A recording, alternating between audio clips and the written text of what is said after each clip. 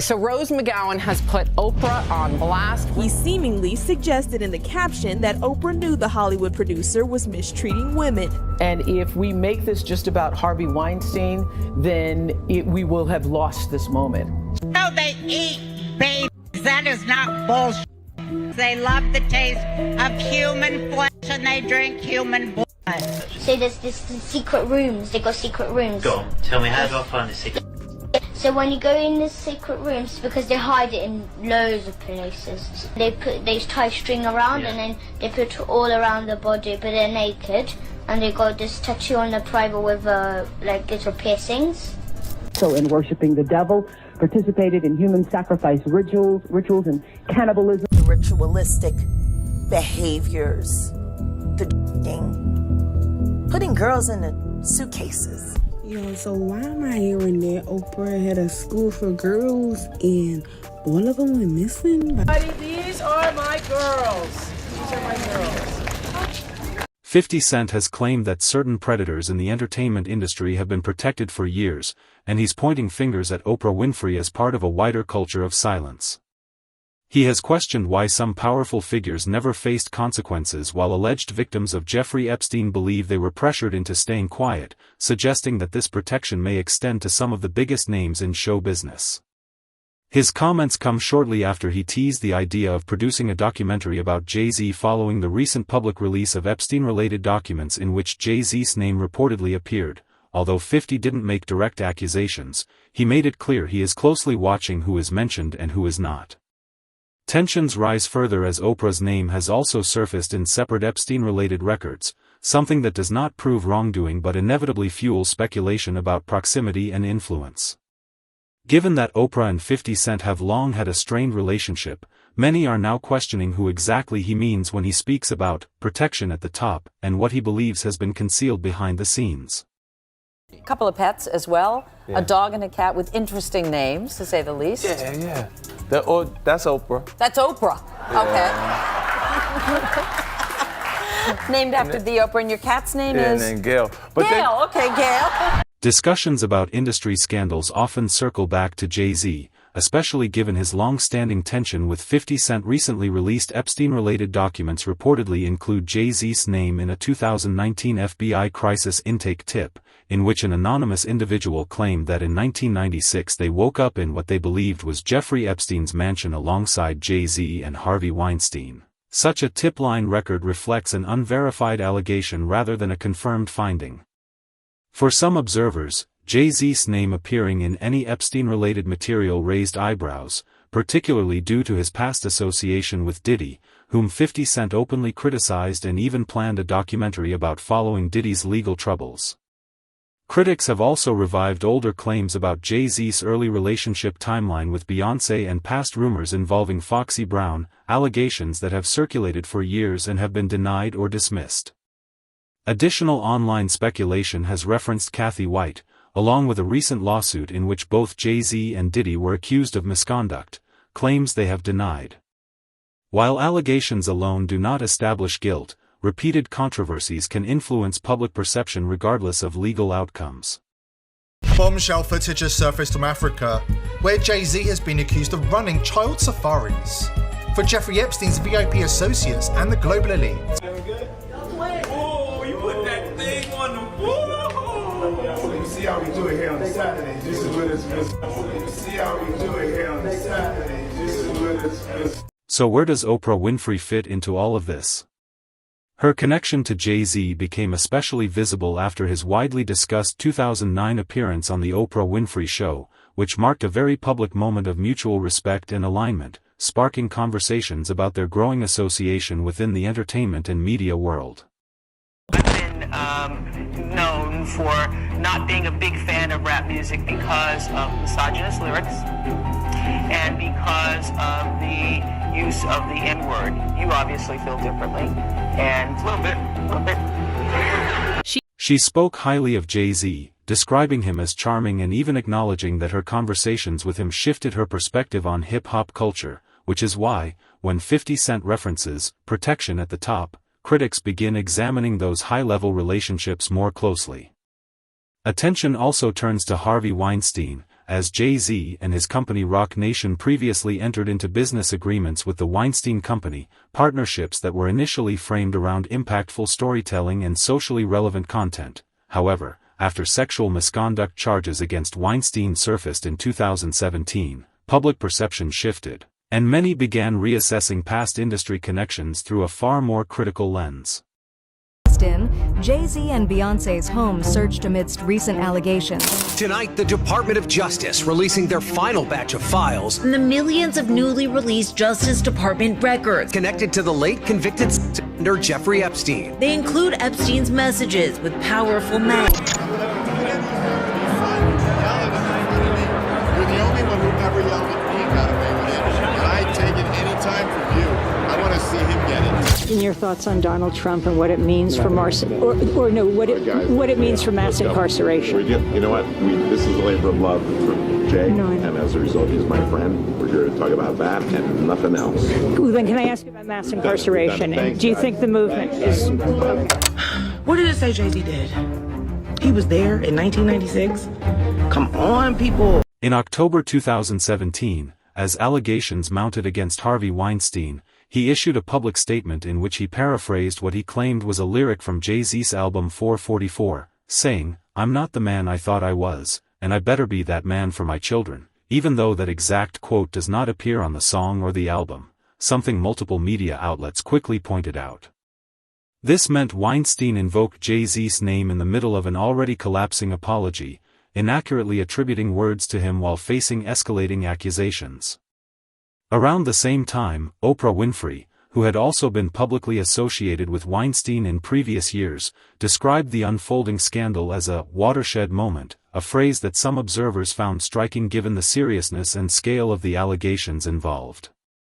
After the 54-year-old singer shared this meme of Oprah kissing Harvey Weinstein on Wednesday that read, "When you have been part of the problem for decades, but suddenly they all think you're the solution." He seemingly suggested in the caption that Oprah knew the Hollywood producer was mistreating women, writing, "You'd heard the rumors, but you had no idea he was actually serially assaulting young starry-eyed actresses." Because Oprah Winfrey had been photographed and seen in cordial settings with Harvey Weinstein over the years, her response to the scandal was closely scrutinized, even though proximity alone does not establish wrongdoing. Still, in conversations about protection at the top, associations repeatedly resurface and often shift attention to Bill Clinton, whose travel on planes linked to Jeffrey Epstein is documented in flight logs from 2002 to 2003, showing multiple international trips, sometimes broken into separate flight legs that led to his name appearing 26 times,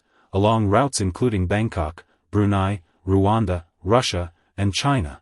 The logs also list Ghislaine Maxwell, often abbreviated as GM, and there are archived photos of Epstein and Maxwell at White House-related events during the 1990s when Clinton was present, along with reports that Epstein donated to causes connected to Clinton's initiatives.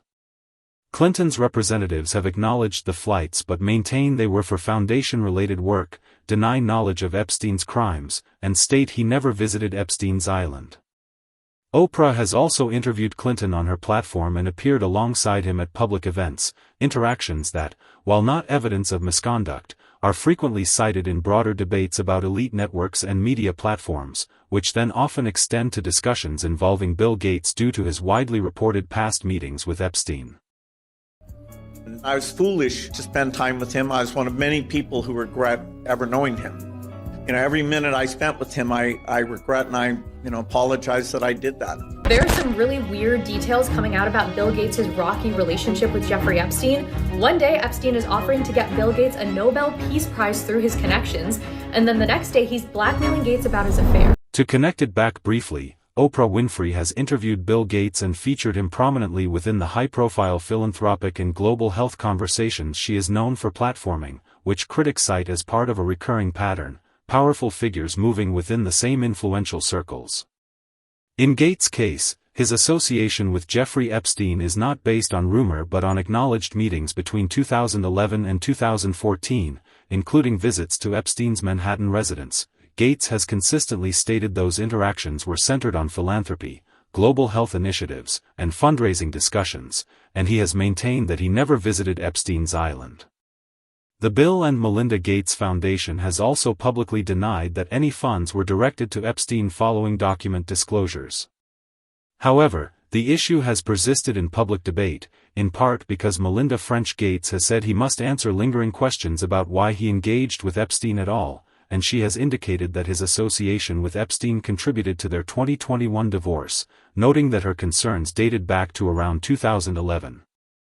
Questions remain there of what I can't even begin to know all of it. Those questions are for those people and for even my ex-husband. They need to answer those things. Finally, Richard Branson has also appeared in reporting and documents connected to Jeffrey Epstein, including communications from around 2013 that suggest they had interactions. Branson's representatives have stated that any meetings were limited to group or professional contexts and that he severed contact once he understood the seriousness of Epstein's misconduct.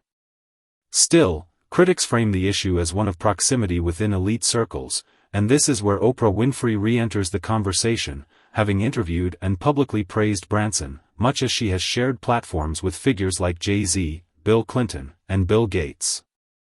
For those echoing 50 Cent's claims about powerful people protecting one another, these overlapping associations symbolize a tight-knit network of billionaires, media leaders, politicians, and industry moguls, though allegations that Oprah knowingly stayed silent about wrongdoing remain claims rather than proven facts.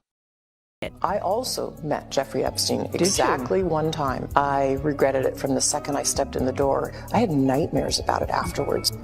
So you're sitting down there having cocktails while Bill Clinton's getting a massage from some girl who's rubbing her tuppets against the back of his head, whether knowingly or unknowingly having sex with underage girls. Everybody wants to be. Maybe some guys, that was their thing. Sure. Does it seem like with Epstein, that was his thing? Yeah.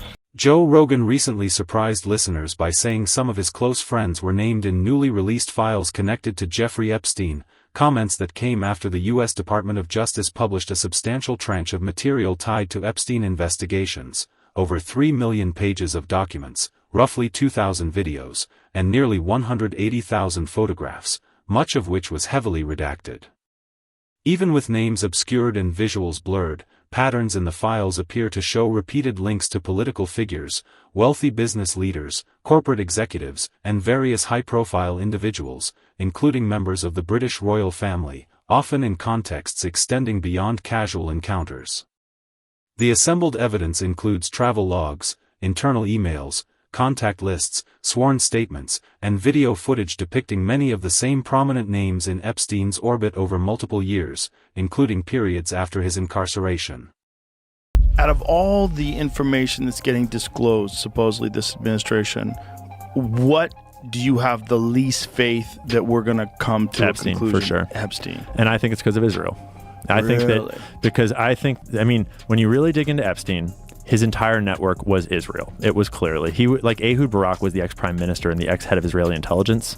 Leslie Wexner was one of the most powerful pro-Israeli philanthropists. The whole organization was Israel. So and I'm not saying it was all of Israel. It was all an intelligence gathering and it was targeting Americans. It was targeting American officials and the American president. Right. And the CIA does have interest in those targets too. Elements in the CIA does. Certainly they had help from the CIA, and certainly they had help from these other organized crime and intelligence operations. But you don't, so for example, Dan Bongino, the new, deputy director of the FBI, he recently had this clip that went all around where he said on camera that he had a source that he trusted deeply. And he's an informed guy. He was at a Fox News interview, and the source told him that Epstein was working for an intelligence agency in the Middle East. And I don't know which one, but someone in the Middle East.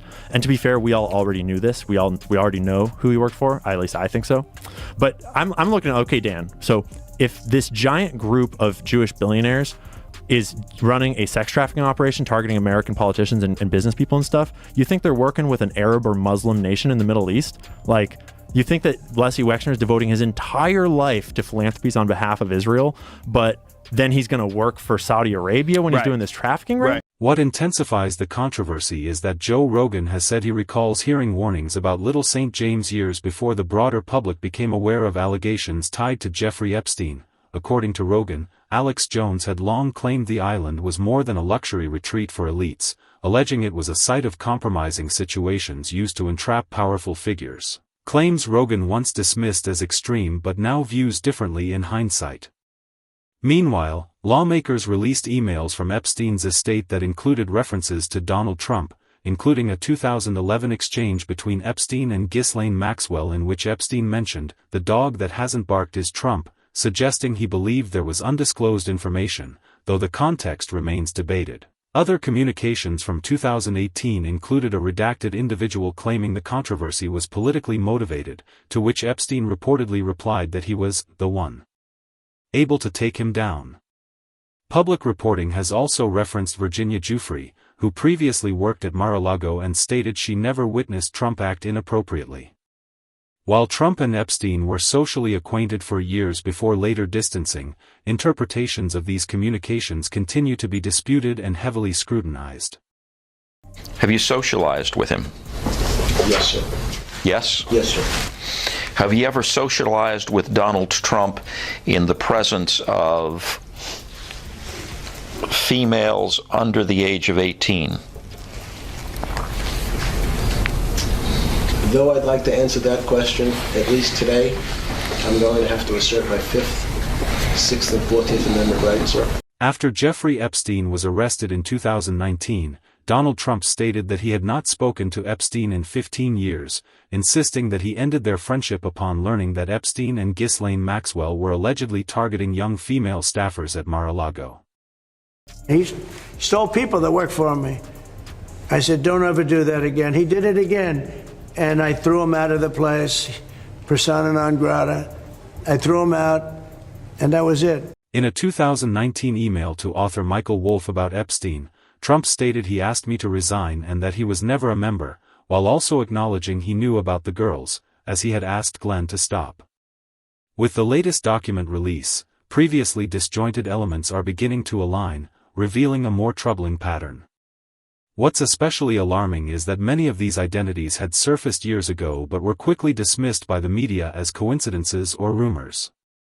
Now, those same identities are resurfacing, corroborated by time frames, frequent communication, and direct links to Jeffrey Epstein's network, making the connections harder to ignore.